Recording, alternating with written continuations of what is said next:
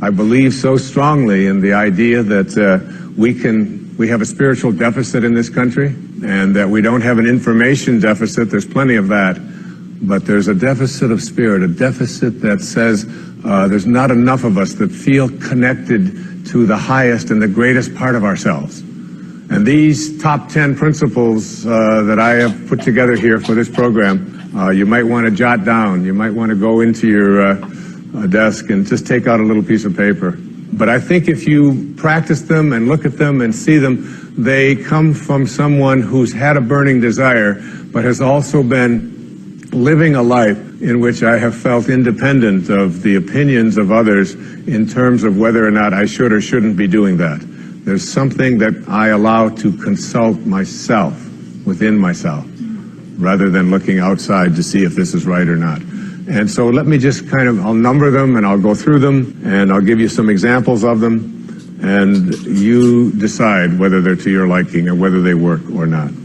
The first of these principles came from a Vedantic scholar in the 10th century. His name was Tilopa. It's not exactly bestseller books, but it's the kind of thing that really excites me, because I think of going back 1,000 years or 2,000 years and reading what some of the greatest minds had to say and how open they were to the potentiality that each and every one of us have for greatness. And this first principle says, as Tilopa put it, have a mind that is open to everything and attached to nothing. One of the central principles of my life is that no one knows enough to be a pessimist about anything. And that each and every one of us, when we close our mind to what is possible for us or what is possible for humanity, closes off the genius that resides and lives in each and every one of us. Having an open mind doesn't necessarily mean finding fault with all of the things that you've been taught by others. It means opening yourself up to the potentiality and the possibility that anything and everything is possible. So having a mind that is open to everything and attached to nothing really means finding within ourselves the ability to get rid of a trait that I find so common in the contemporary world. Do you know that most people that I meet spend their lives looking for occasions to be offended? They actually are out there hoping that they can find some reason to be offended. And there's no shortage of reasons. They're out there everywhere. The way this person dressed, what this person said, they turn on their TV, they hear the news, they're offended by this, someone used language that they didn't like, someone doesn't share the same customs that you, and people all day long. In fact, if you keep track tomorrow, you will find probably 100 reasons that you can go around being offended. But a mind that is open to everything and attached to nothing is a mind that says, I'm never looking for anything to be offended by. And that whatever anybody else out there has to say, my response to that is, that's an interesting point of view. I've never considered that before. I remember being interviewed for a morning television show, and the woman that was interviewing me said, how does it feel to be talking to audiences where people have all of these strange beliefs, these weird things that they come to? And it intrigues me, because one of the things that Emerson said is in one of his very first essays. He says the first thing we have to say respecting what are called new views here in New England, where we are right now, is that they are not new, but the very oldest of thoughts cast into the mold of these new times. And that was in 1842. He was speaking about that. And this woman asked me the question. She said, doesn't it offend you that there's people out there and they're talking about people using crystals to heal somebody? And I remember my response. My response was that if I've got hemorrhoids and somebody out there is convincing me that crystals are going to heal them, I'm ordering crystal chairs. Why not? I mean, all you have to do is understand something called a placebo. And what is a placebo? It's nothing more than a convincing belief. If I hand you this pill and say this pill is going to cure your arthritis, and you take it and the pill is just a sugar pill, but your arthritis disappears, I'm into buying those placebos. Where can I get some of those placebos? And it's true of everything. And it's when you think about all the things that we enjoy and what our life is like, it took people who had a mind that wasn't closed to allow us to make the progress that we've made. Progress is impossible if you always do things the way you've always done things. But the other word in this, what Talopa said, is be attached nowhere. Be attached nowhere. Attachment really means I am deluding myself into a belief that if I can't have or if I can't do this or that thing, then somehow I'm going to become immobilized. So an open mind that is detached. In my most recent book, in A Spiritual Solution to Every Problem, I have an observation. And it's an observation from Anthony DeMello, a man I respect enormously, a priest, who, in The Way to Love, puts it this way. Here's a great test for your relationships, especially the relationships that you're in with those whom you love, not your children, but your spouses and your lovers and so on. Try this test on for size. 1, I am not really attached to you at all. I am merely deluding myself into the belief that without you, I will not be happy. And 2, and here's the toughest test for non-attachment. I leave you free to be yourself, to think your thoughts, indulge your tastes, follow your inclination, behave in ways that you decide are to your liking. How's that for a challenge? And so what most of us do in our relationships and why they are not as successful as we would like them to be is that we become attached and we tell ourselves that if this person behaves in a way that I find offensive, then I can't be happy. I make my happiness, my fulfillment dependent upon those people that I love being what I think that they should be. And detachment doesn't mean being a victim. It just simply means I know that I can make my life fulfilled and happy by having a mind that is open to everything and attached nowhere. The second principle is a very simple principle. It says you can't give away what you don't have. Now it sounds ridiculous, okay? But it's more than what meets the ear as you hear this. You can't give away what you don't have. People who are not good at giving away love can't give away love because they don't have it to give away. If I want to give you a dozen oranges, I can't give you those dozen oranges unless I go out and pick up 12 oranges someplace. Otherwise, all it is just empty rhetoric. And the same thing is true of virtually everything in your life. You can't give away love for others if you don't have love in here to give away. If what you have in here is contempt, if what you have in here is anger, if what you have in here is fear, then these are the things you're going to be giving away in your life. And I've often thought, and I really believe very strongly that there's a law, sort of a law in the universe. I call it the law of attraction. And the law of attraction is one that works like this. You get back from the universe, from the world, what it is that you put out there in the world. And if you're putting out there into the world that I am not worthy of attracting something beautiful into my life, that the universe will respond back to you with exactly that message. And there are people who come to me and who came to me for years when I had my own counseling practice and so on, and they would say to me, I just keep attracting the same kind of people, the same kind of events, the same kind of losers into my life. why is that? Why do I keep doing that? And I keep attracting an absence of abundance. I just can't seem to attract abundance into my life. I'm always behind the 8 ball. I'm never getting ahead. And I suggested to them, I said, did it ever occur to you that that's the very kind of message you're sending out to the world and out to the universe? That the ocean of abundance is there. And you can go to that ocean of abundance, and you can take a Mack truck, and you can fill it up 20 times a day, and take it out of there, and guess what? It doesn't impact at all the ocean of abundance. It doesn't even go down a zillionth of an inch. It's unlimited.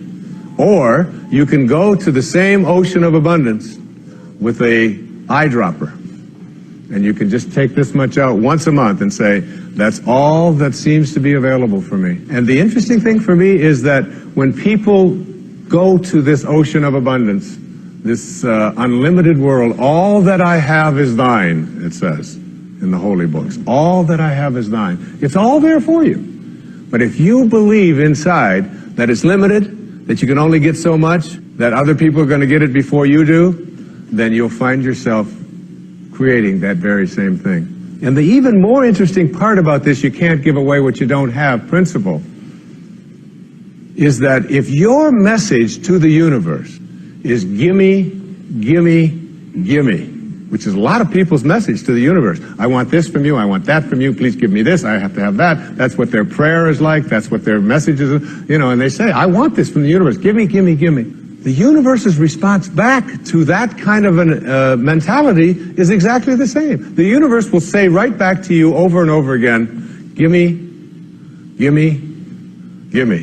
And you'll find yourself never ever arriving, but always being in a state of striving, always feeling as if you're being neglected, never feeling as if you have enough, always feeling as if you're being shortchanged, because you're constantly under the pressure to give, to get back what the universe is demanding from you. And the interesting thing about all of this, the irony of this, is that if you shift that and you say to the universe, to the world, how may I serve? How may I serve? The universe's response back to you is, how may I serve you? How may I serve you? And it's very intriguing. When you take your energy and your attention off of what you are demanding from the world, and instead saying, what can I give to the world? And it's really the basis behind that very famous line of the President John Kennedy's inaugural address. Ask not what your country can do, ask what you can do for your country. And the irony of that is, and I've learned that in my own life, that when I stopped thinking about what was in it for Wayne Dyer and how much could I get, and I began to shift and say, how can I help you? How can I give to you? What can I do for you? And people who write to me, I send them something. When I encounter somebody that needs help of some kind, I'm very often just giving that to them. And then I find that it just keeps coming back. And once I shifted that energy off of what can I have into what can I give, it seemed to me that the universe responded back with the very same message. What can I give to you? And the most incredible and wonderful and beautiful abundance has flowed into my life in every way that I can possibly think of. You can't give away what you don't have.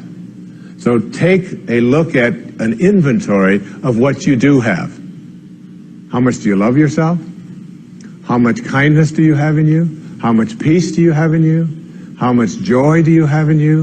And if you're able to give that away as many times as you can in a given day, watch and see how much more of that continues to show up and come back in your life. Okay? The third principle is one of my very favorites. It's called, there are no justified resentments. And this is a very difficult principle for many people to get, but one that I believe very strongly in. I was in a group one time of drug addicts and alcoholics.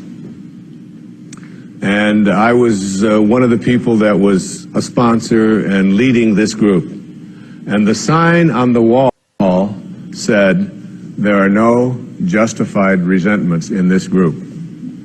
And what I said to that group that night was, no matter what anybody says to you here, no matter what kind of anger comes directed towards you, no matter how much hate you may encounter showing up in your life, there are no justified resentments.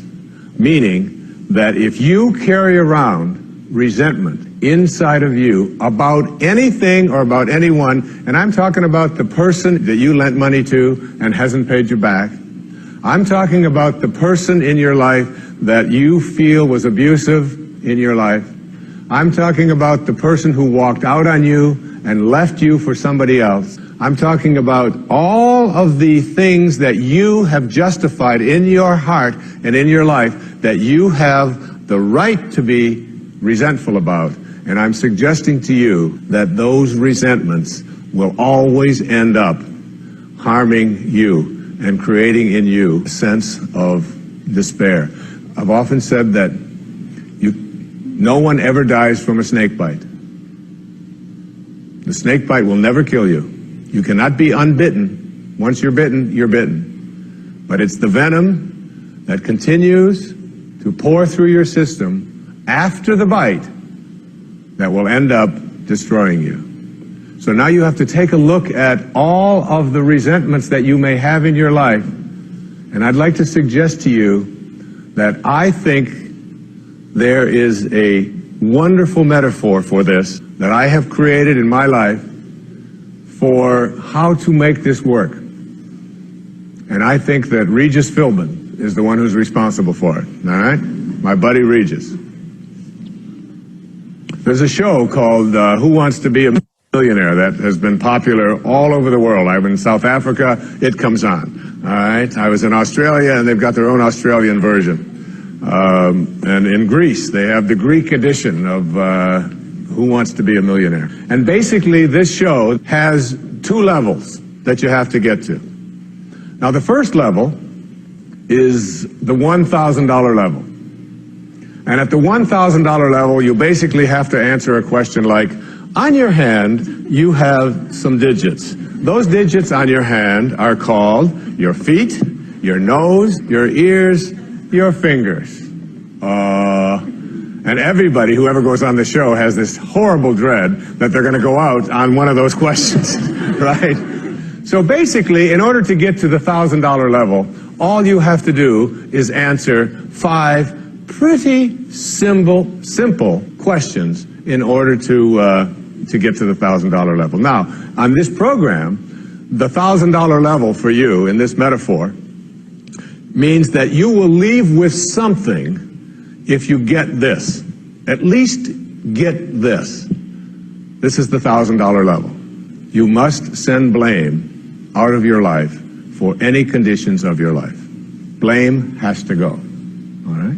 Now, blame means if you're sitting there with a disease, you say without guilt, it's mine, I take responsibility for it. This means that if you have been through any tough circumstances in your life, this means if you have a minimal amount of financial security in your life, this means if your children don't get along with you, this means that if your neighbors are taking up a petition to get you out of the neighborhood, whatever it might be that's going on in your life, you name it, and everybody across this great country and across this world has a series of these things that you're willing to say, I am here because of the choices that I have made right now. I'm willing to say that. Even though it's difficult, and we know it's really not your fault. We know really there's a lot of people out there who are really bad, all right? But you're willing to say no blame. That's the first level, all right? That's where you understand no justified resentment. And then on the Who Wants to Be a Millionaire show, there is what is called the $32,000 level. And the $32,000 level is not only an opportunity for you to walk away with a sizable amount of goodies, which you can walk away from tonight in this program, but it also is the door opener to multi-wealth. But you got to get to this in order to have an opportunity to move into these transcendent levels, all right? Millionaire spiritual status. all right?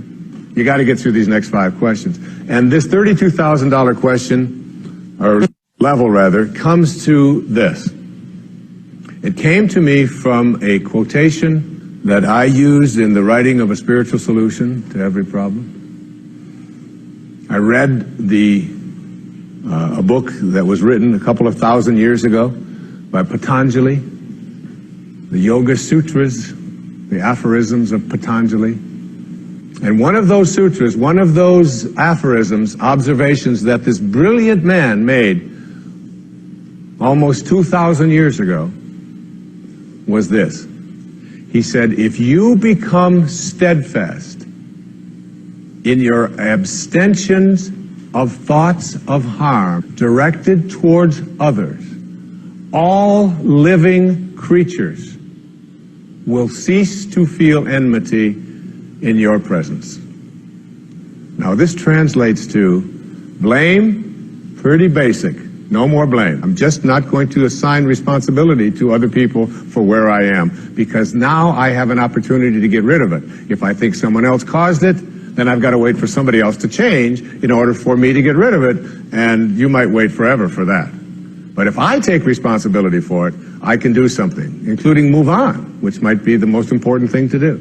But at the higher level, when there are no justified resentments, what you are doing is what St. Francis did, Francesco. What you are doing is you are at a place where you are sending love in response to hate. You are literally saying, no matter what comes my way, I am going to be steadfast in my abstention of thoughts of harm directed toward others.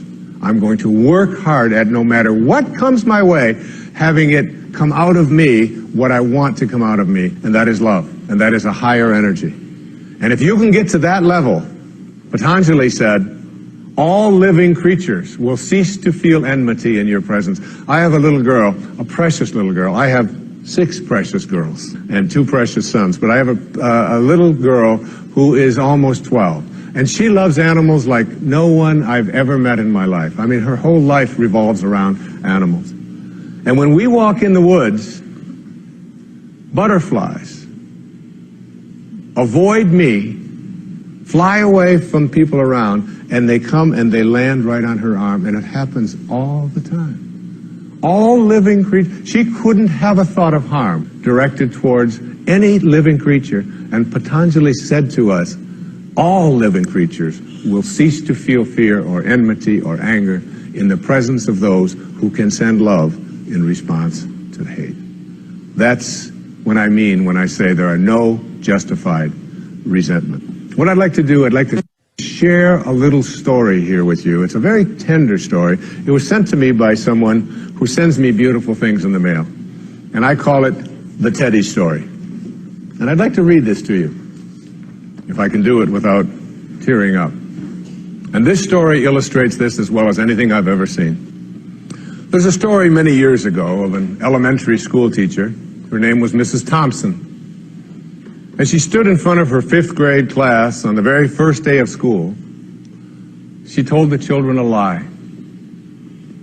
Like most teachers, she looked at her students and said that she loved them all the same. But that was impossible, because there in the front row, slumped in his seat, was a little boy named Teddy Stoddard. Mrs. Thompson had watched Teddy the year before and noticed that he didn't play well with the other children, that his clothes were messy, and that he constantly needed a bath. Teddy could be unpleasant. It got to the point where Mrs. Thompson would actually take delight in marking his papers with a broad red pen and making bold X's and then putting a big F at the top of his papers. At the school where Mrs. Thompson taught, she was required to review each child's past records, and she put Teddy's off until last. However, when she reviewed his file, she was in for a surprise. Teddy's 1st grade teacher wrote, "Teddy is a bright child with a ready laugh. He does his work neatly and he has good manners. He's a joy to be around." His 2nd grade teacher wrote, "Teddy's an excellent student, well liked by his classmates, but he's troubled because his mother has a terminal illness, and life at home must be a struggle. His third grade teacher wrote, "His mother's death has been hard on him. He tries to do his best, but his father doesn't show much interest, and his home life will soon affect him if steps aren't taken." Teddy's fourth grade teacher wrote, "Teddy's withdrawn and doesn't show up much interest in school. He doesn't have many friends, and sometimes he even sleeps in class." By now, Mrs. Thompson realized the problem, and she was ashamed of herself. She felt even worse when her students brought her Christmas presents wrapped in beautiful ribbons and bright paper, except for Teddy's. His present was clumsily wrapped in heavy brown paper that he got from the grocery bag. Mrs. Thompson took pains to open it in the middle of the other presents. Some of the children started to laugh when she found a rhinestone bracelet with some of the stones missing and a bottle that was 1/4 full of perfume. But she stifled her children's laughter when she exclaimed how pretty the bracelet was, putting it on and dabbing some of the perfume on her wrist. Teddy Stoddard stayed after school that day just long enough to say, "Mrs. Thompson, today you smell just like my mom used to." After the children left, she cried for at least an hour. On the very day, she quit teaching reading, writing, and arithmetic, and instead, she began to teach children. Mrs. Thompson paid particular attention to Teddy. As she worked with him and his mind seemed to come alive, the more she encouraged him, the faster he responded. By the end of the year, Teddy had become one of the smartest children in the class, and despite her lie, became one of her teacher's pets. A year later, she found a note under the door from Teddy telling her that she was still the best teacher he ever had in his whole life. 6 years went by before she got another note from Teddy. He then wrote that he had finished high school third in his class, and she was still the best teacher he ever had in his whole life. 4 years after that, she got another letter saying that while things had been tough at times, he stayed in school and stuck with it, and would soon graduate from college with the highest of honors. He assured Mrs. Thompson that she was still the very best and favorite teacher he ever had in his whole life.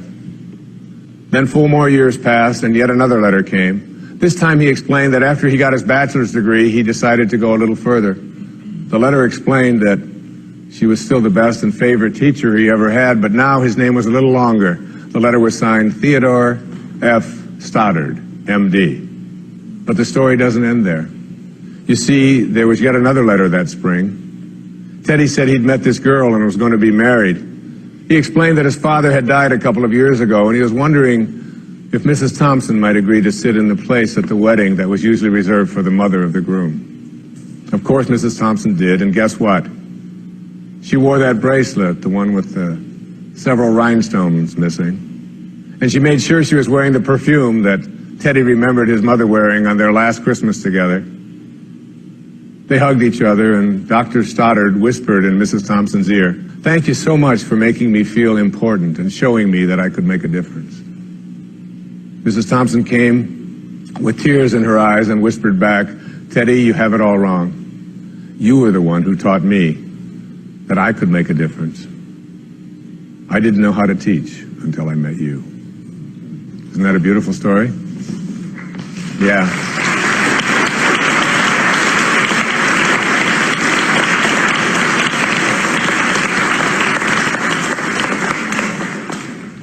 That symbolizes there are no justified resentments.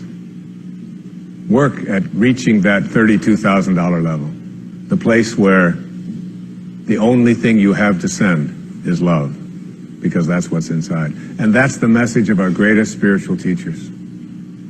That's all they ever had to give away. The next principle I call "Don't die with your music still in you." And who better to quote than Thoreau right here in Concord when he talked about some of us hear a different drummer, and we must march to the music that we hear. But all of you, everybody watching, everybody here in this beautiful parish, all of you have some music playing. And all of you have a heroic mission. There's no accidents in this universe. We all show up here with a purpose. There's an intelligence that is a part of everything and everyone, and all of us are connected to it. And too many of us are afraid to listen to that music and march to it. You out there, I know you have a book you wanted to write. I know there's a composition you wanted to compose. I know there's a song you want to sing someplace. Maybe you want to raise horses out in Montana. Or maybe you want to open up an ice cream shop on Cape Cod. Who knows what it may be. Maybe you just want to travel and see the world. Maybe you want to go into a relationship with someone but you've been afraid to, but your heart says it's the right thing to do. All of us feel something. And in Leo Tolstoy's famous novel, The Death of Ivan Ilyich, he asks this question that would be terrifying to me.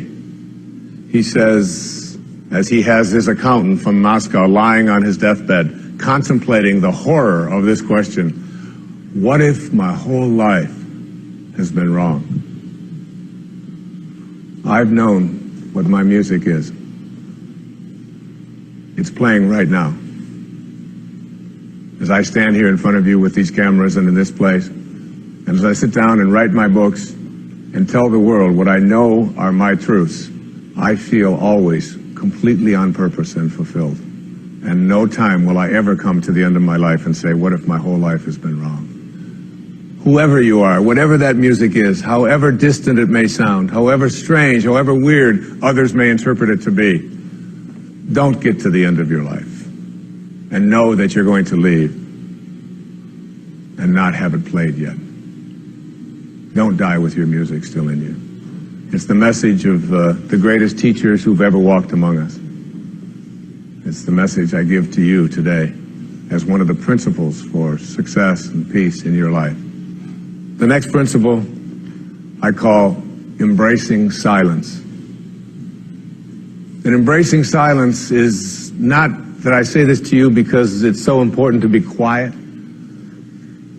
What I have learned, I have a dear friend, and many of you know, we've put out tapes together, we've appeared on stages all over the world together.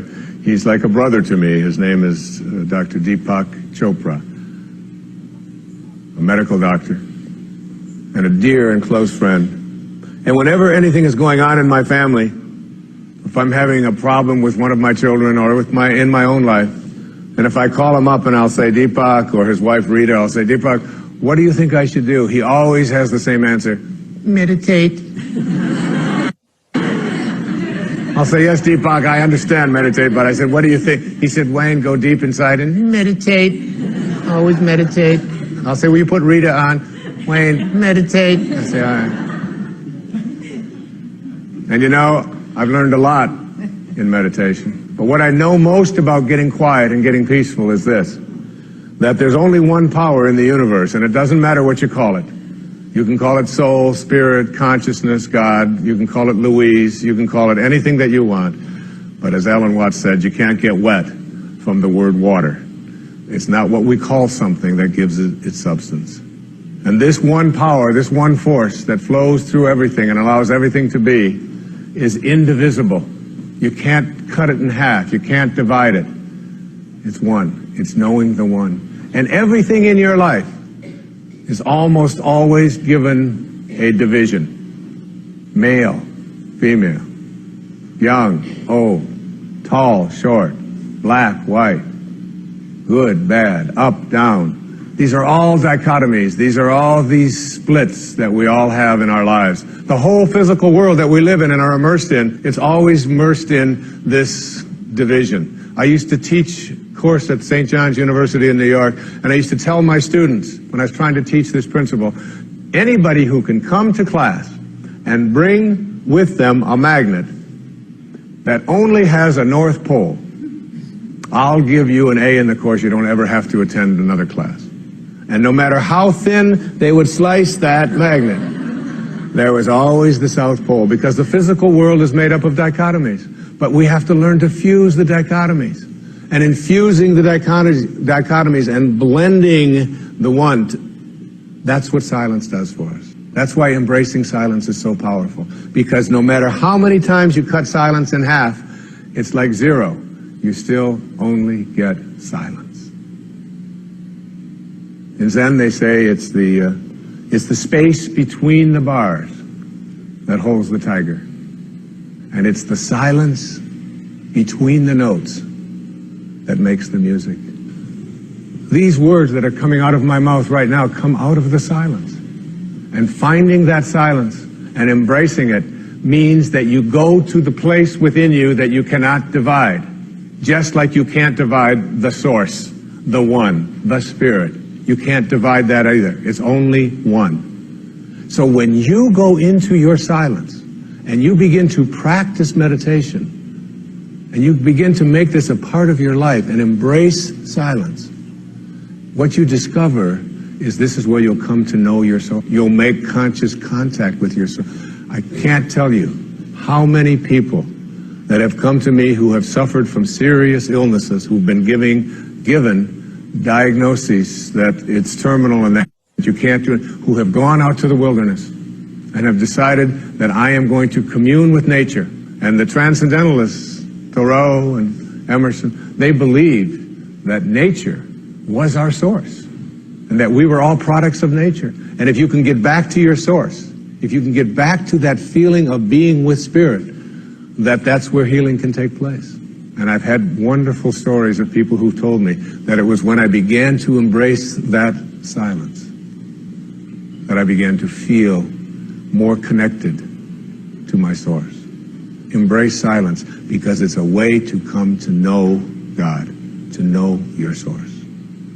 Both are indivisible. The only experience you can have in your daily life that even comes close to a spiritual awakening is silence.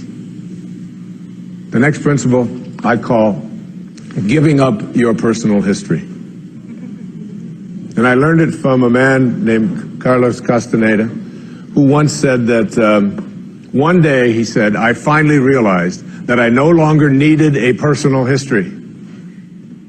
And just like drinking, he said, I gave it up.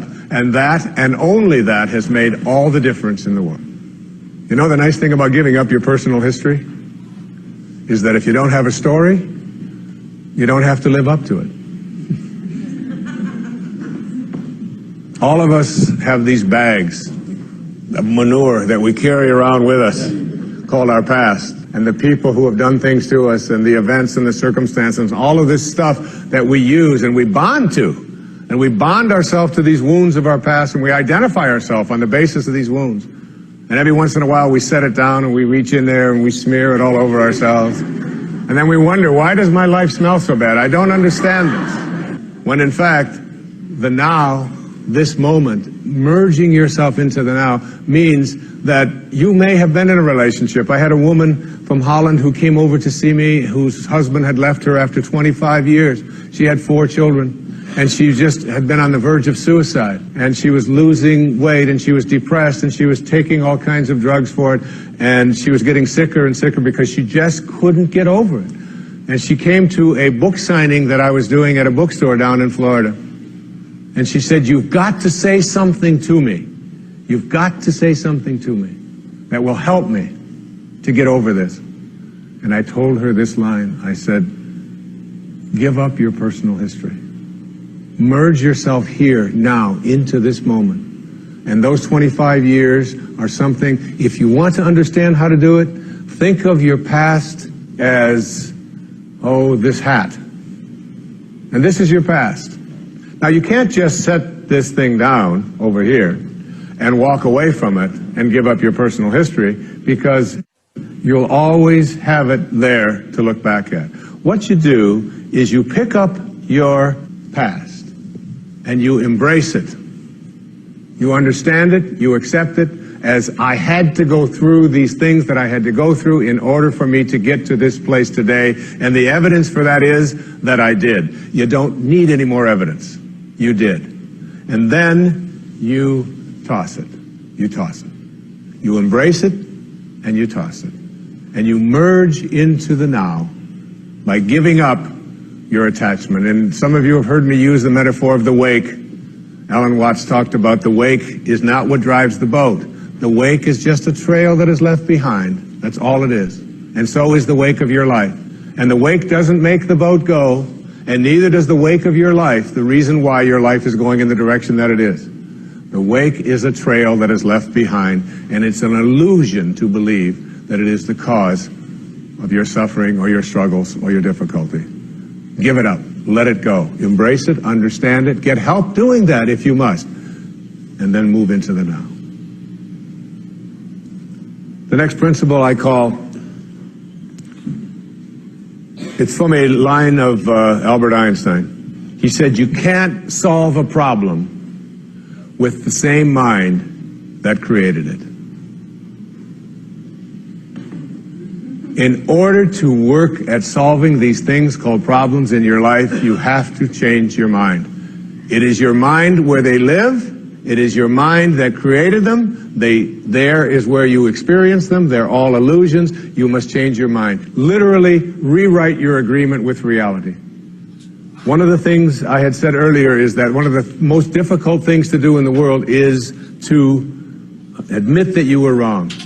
Admitting that you were wrong is nothing more than saying, I have been making choices with my mind that have created things in my life that are not working. And I no longer intend to continue making those choices.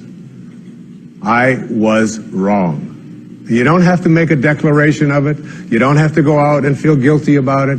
You just simply say, it didn't work. The relationship that I was in before, I behaved in these ways. I didn't realize that it wasn't working for me. Now I do, and this is where I choose to be now. The secret of a successful relationship is, to me, understanding that you put your attention and your energy in a person on what you love rather than what you don't love. Robert Frost said it so beautifully. We love the things we love for what they are. What they are. Not for what they ought to be, not for what they used to be, but for what they are. So when you look into the eyes of a person you're in a relationship with, whether it's your children, you catch them doing things right as much as you possibly can. That's oftentimes takes a lot of hunting, but you'll find it. And when you think that my relationship isn't working, remember, it's in my mind. What am I thinking about that person? And if I could just change my mind and put my thoughts on what I love about this person and keep them there, that makes the relationship flourish. And there are people who go through their entire relationship history with no anger, no hatred, no bitterness, and only love. The next principle is, I call it treating yourself as if you already were what you would like to become. In other words, you get out in front of your life and you see yourself as having already what you know you'd like to have and deserve to have. My children know how to do this perfectly. I have a daughter who wanted a prom dress, and the prom dress was way outside the budget that I thought a prom dress should be. Well, I thought a prom dress shouldn't cost over $20, so I do have a problem, right? But I upped it to somewhere around $250. I don't know how much, whatever. To me, it was still more than I paid for my first house, okay? But at any rate, she called and said, Dad, this is the only prom dress I could wear. I've got to wear this prom dress. If I don't wear this prom dress, it's just on and on and on with this wonderful. You know, I saw a wonderful book about how to raise teenage daughters. The title of it is Get Out of My Life, but first drive me and Cheryl to the mall. All right, that's the actual title. It's a good book. And so I told Serena, I said, it's just beyond the budget. I've got a certain amount of money that I'm willing to put for it. And she said, but I've already seen myself wearing it. I've already tried it on. I have a picture of myself in the dress in my living room, and I've already showed it to the guy who was taking me to the prom. I mean, it was this whole thing about, and she already saw herself in it. I said, well, if you see yourself in it, then you're going to have to also see yourself as earning the difference between what I'm willing to pay. And she drew up a contract. She went onto the computer, and on the background of the computer, you know, where they have these little background things they put on, there was 500 pictures of the dress, all right? And she signed a contract and said, I'll babysit, I'll do this, I'll do that, and I will pay the difference. And she did, and she wore the dress, because she understood that you treat yourself as if you already are what you'd like to become. There's a genius in you. You have to treat yourself as if you already were that genius. There's something you're completely capable of. See yourself as already there. Then you'll act upon those thoughts, because the ancestor to every action, said Emerson, is a thought. The next principle is called treasuring your divinity. Treasuring your divinity. There's a wonderful observation that I saw from Emerson in Self-Reliance. It's about trusting your divinity, knowing that you are connected to your source, knowing that you are a divine creation and that there are no accidents.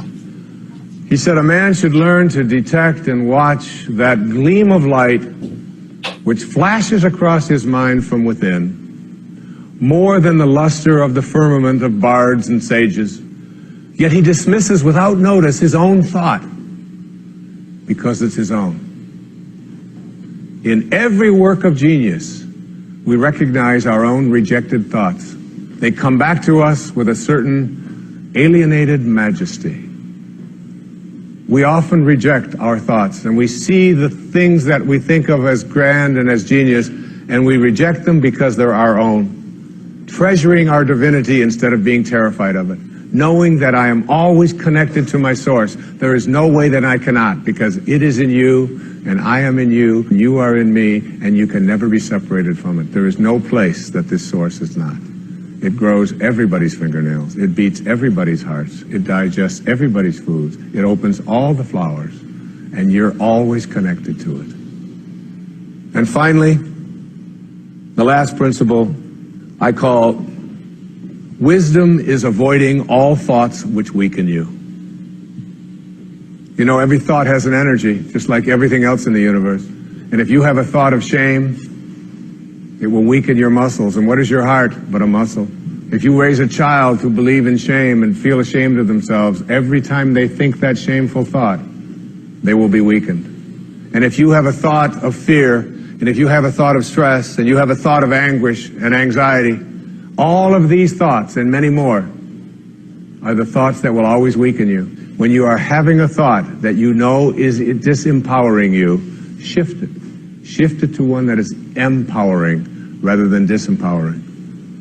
And the thoughts that empower are thoughts of neutrality and willingness and love, and ultimately thoughts of divinity.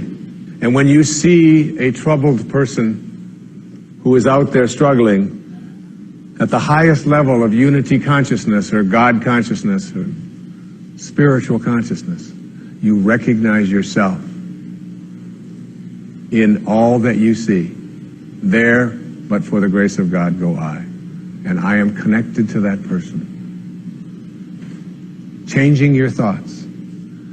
I appeared on the Tonight Show many years ago, several times, quite a few times. And I remember coming home from the Tonight Show, and I was walking along the beach, and they had taped the show the night before, and I was out for a walk, and a woman who lived in the Northeast stopped me, and she said, "Didn't I see you last night on the, how could you be here?" I said, "Well, I flew the red eye, and I was walking along." And she said, "You know, we're moving down here." She said, "What are the people like here? What's it like?" And I said to her, I said, "Well, what are they like where you live?" She said, "Well," she said, I live in a very big city." And she said, "They're very pushy. And people are not very kind. And they don't have time for you." And she said, "It's really not very pleasant." She said, "That's one of the reasons I'm leaving there." I said, "Well, that's pretty much what you're going to find here." That's basically what the people are like here. On the way back on the same day, someone else who had seen me the night before on the Tonight Show, who had lived in the Midwest, stopped me and asked me almost the same question. She said, "You live here?" I said, "Yes." She said, "Well, my husband and I are moving here and we're looking for a school." She said, "What are the people like here? What's it like here?" I said, "What are they like in Chicago where you live?" She said, "It's the Midwest." She said, "People are very friendly, they're open, they open their homes to you, they're very loving, they're very kind." She said, "It's a wonderful place." She said, "I love that, I'm going to really miss that."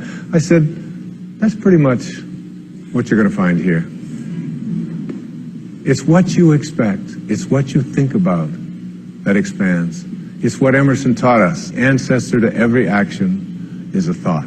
Change your thoughts, and you change your world. Change your expectations, and you change around what you begin to manifest and see showing up in your life.